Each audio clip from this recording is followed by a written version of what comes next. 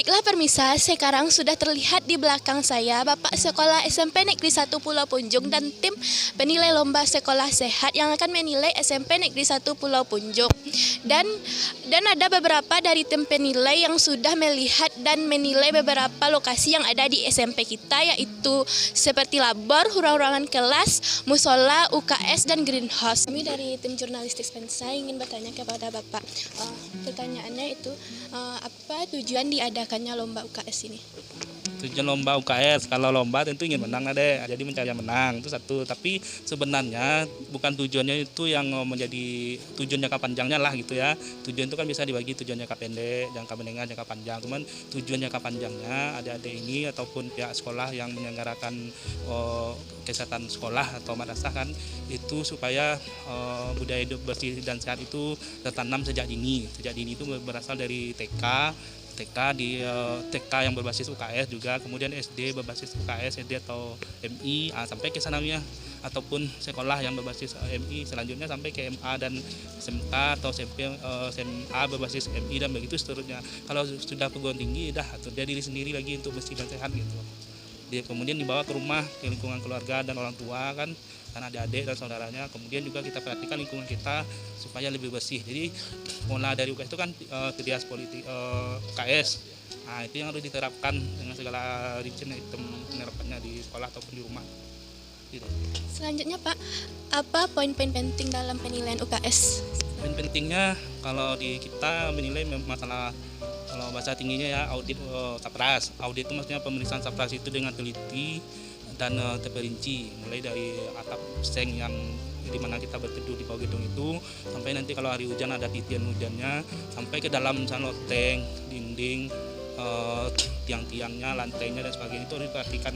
Jadi dia semakin cantik, bahan bakunya juga semakin indah, tapi tidak hanya cantik tapi tidak dibersihkan itu. Jadi nanti include dengan K3, K5 dengan K7. Jadi semua istilah K3 itu udah biasa, K5 udah biasa, dengan K7 itu nggak masuk ke rindangannya gitu. K7 ya kan. Selanjutnya Pak, tanggapan tentang UKS SMP 1 Pulau Punjung ini apa? Nah, jadi kita kan di Sumatera Barat ada 19 kabupaten kota yang Bapak dari mewakili tim juri dari UKS Provinsi dari kantor Kementerian Agama Kanwil Kementerian Agama Provinsi Sumatera Barat. Kita yang Bapaknya baru mengunjungi 2 kabupaten kota, sementara yang tim lainnya juga bergerak hari ini sudah 2 juga gitu kan. Jadi intinya adalah kita belum bisa menentukan mana yang menang, tapi sebenarnya kan yang jelas kalau Bapak sudah pernah mengunjungi sekolah ini 2 tahun yang lalu waktu ikut UKS tahun 2017. Jadi sudah nampak terjadi perubahan yang lebih besar daripada tahun sebelumnya itu gitu.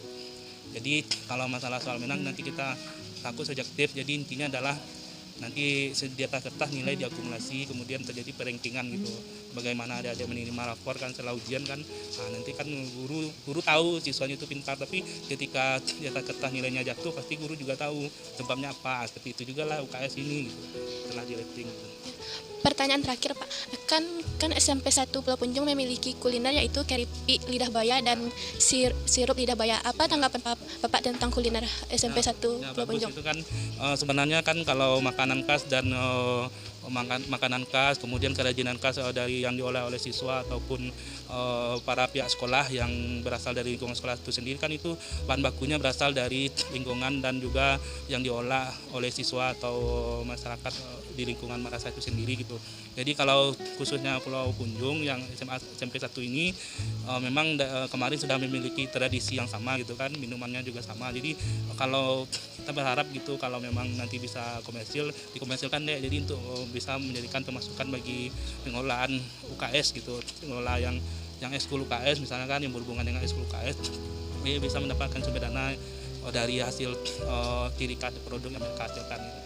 Nah, sebenarnya ada beberapa sekolah yang di Sumatera Barat kalau ikut UKS mereka memiliki produk unggulan untuk ditonjolkan gitu. Tapi khusus Pulau Punjung nih termasuk yang bertahan memiliki ciri khas seperti itu Pak.